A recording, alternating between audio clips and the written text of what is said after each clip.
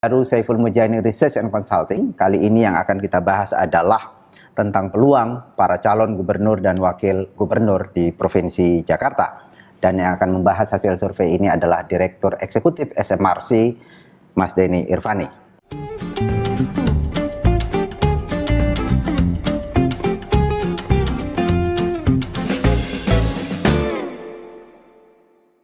Mas Denny, ini kita akan kembali membahas Jakarta ya. Saya kira banyak yang menunggu hasil di Jakarta, dan sebenarnya bukan cuma kita yang merilis hasil survei, tapi kita juga ikut merilis, dan ada beberapa hal yang saya kira perlu kita ketahui.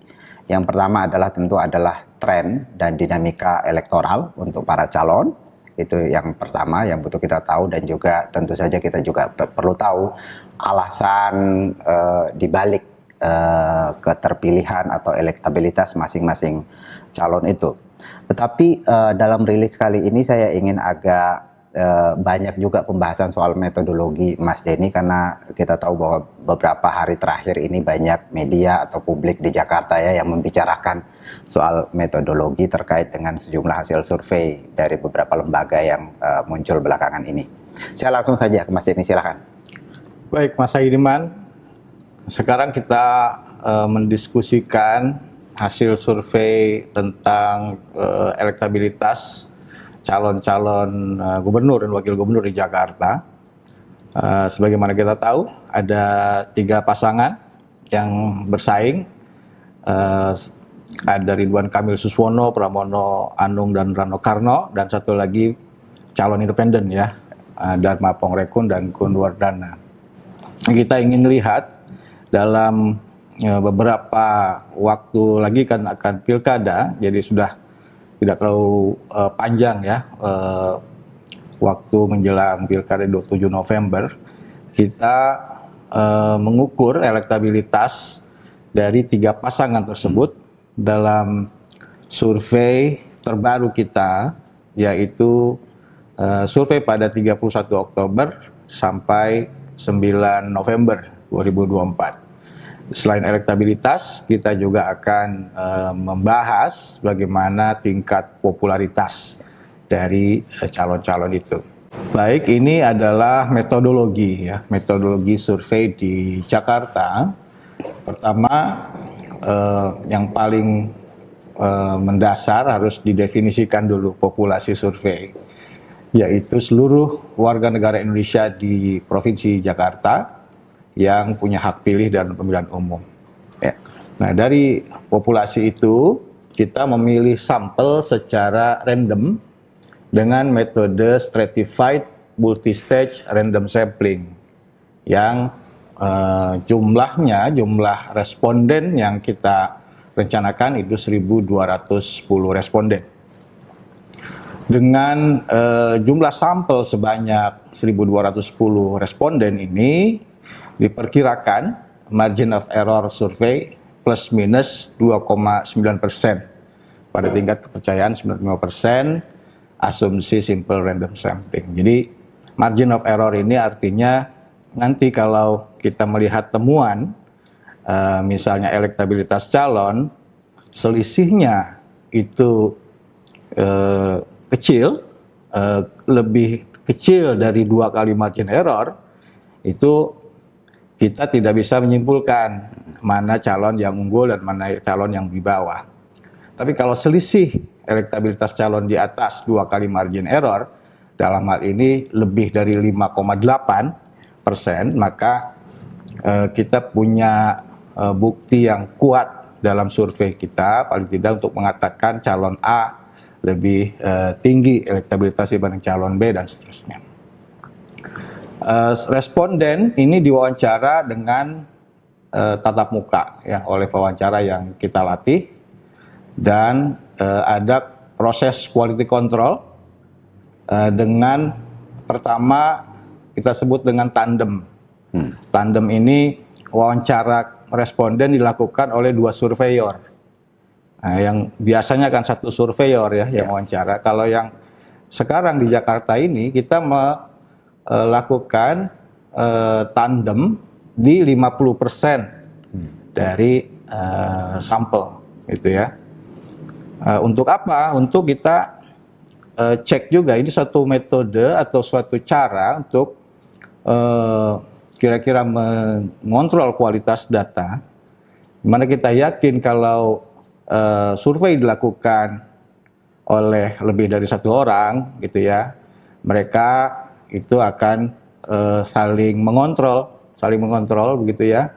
Kalau mau bohong nanti malu gitu kan sama kawannya. Nah nanti kemudian kita bandingkan ya dalam analisis data dan proses analisis data, kita membandingkan data yang diperoleh dari proses tandem dan tidak tandem. Nah itu kita cek tidak ada perbedaan ya dari sisi variabel elektabilitas ya, variabel utama kita. Artinya yang tidak ditandem pun kualitasnya bagus juga gitu, hasilnya tidak beda gitu ya. Kemudian kita juga melakukan callback ya. Callback itu kita mengontak responden via telepon setelah wawancara selesai. Gitu. Jumlahnya 63%. Kita berencana semua responden yang kalau bisa dikontak kita kontak gitu ya. Tapi kemudian yang berhasil ya kita kontak ulang ya untuk dikonfirmasi itu 63%. Apakah benar ada pewawancara yang datang? Kalau yang datang apakah satu orang atau dua orang? Karena sebagian kan kita terapkan prinsip tandem ya. Kemudian di wawancara elektabilitas kita tanyakan kalau pemilihan dia akan sekarang siapa yang mau dipilih. Kemudian kita bandingkan gitu ya hasil callback itu dengan data yang kita peroleh dari surveyor. Jadi itu juga kita udah cek, tidak ada perbedaan gitu ya. Kemudian juga spot check. Nah ini yang konvensional ya. Biasa setiap survei ada proses spot check, supervisi langsung ke lapangan. Jumlahnya 20% dari total sampel. Ini tetap kita pertahankan metode spot check. Dan semua itu kita tidak menemukan kesalahan secara berarti. Kemudian perlu saya jelaskan bahwa dalam survei ini primary sampling unitnya adalah RT. Ya, jadi bukan kelurahan yang biasanya kita terapkan dalam metode survei yang biasa. Kali ini kita PSU-nya RT. Nah, tujuannya untuk mendapatkan variasi lebih baik dan diharapkan meningkatkan representasi populasi secara lebih baik pula. Kemudian juga penting saya katakan sampel yang dianalisis adalah gabungan antara sampel asli dan sampel pengganti sehingga totalnya 1210 gitu. Oke, ini kan ini Mas Denny sebelum lebih jauh mungkin perlu dijelaskan lagi. Tadi sudah disebutkan bahwa tujuan untuk menggunakan level RT ya untuk PSU itu adalah untuk mendapatkan variasi yang lebih baik. Apakah ini kemudian terbukti lebih baik atau bagaimana? Ya, metode sampling yang kita terapkan disebut dengan multi-stage random sampling. Jadi multi-stage itu artinya kita memilih responden tidak secara langsung gitu ya. Tapi bertahap. Tahap pertama memilih wilayah dulu. Kalau sebelumnya yang metode konvensional kita itu kan memilih kelurahan dulu. Lalu di kelurahan terpilih milih RT. RT terpilih milih KK, di KK terpilih baru milih anggota keluarga gitu ya. Nah sekarang kelurahannya kita lewat, langsung milih RT gitu. Kenapa itu kita lakukan? Itu akan membuat sampel kita lebih spread, lebih tersebar gitu ya. Kalau sebelumnya survei yang biasa itu satu kelurahan 10 responden gitu. Jadi kalau kita mau survei di 1210 responden, kita akan membutuhkan 121 kelurahan kan gitu. Satu kelurahan 10. Nah, kalau sekarang kelurahannya kita lewat sebagai unit penarikan contoh atau sampel langsung ke RT.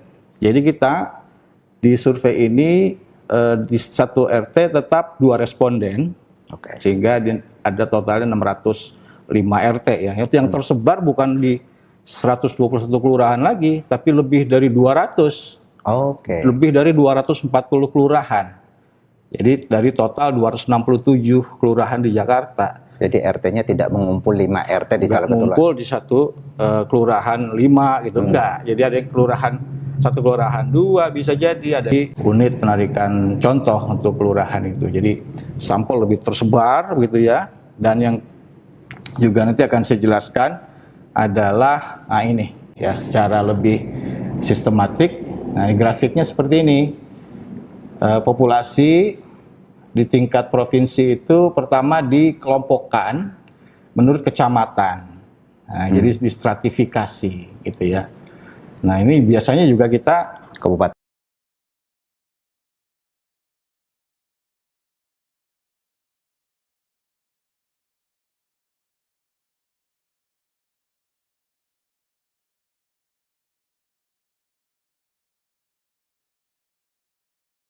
kabupaten ya, kabupaten kota. Kalau di Jakarta kota gitu ya. Sekarang kecamatan. Nah, apa artinya stratifikasi? Stratifikasi itu artinya